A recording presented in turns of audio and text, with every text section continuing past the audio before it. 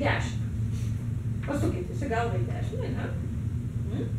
O savo akimis žiūriu į priešingą pusę, kiek galima toliau.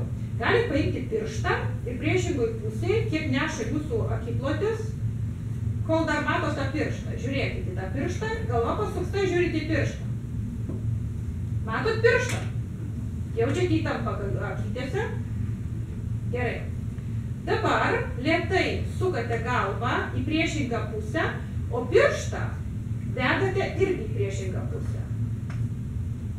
Bus toks momentas, kai jūs susidurs pirštas ir akis. Susidūrė? Stabtelkim, pamirksim. Toliau sukame galvą į priešingą pusę. O akimis irgi žiūrime į savo pirštą, kuris yra priešingoje pusėje nei jūsų galva.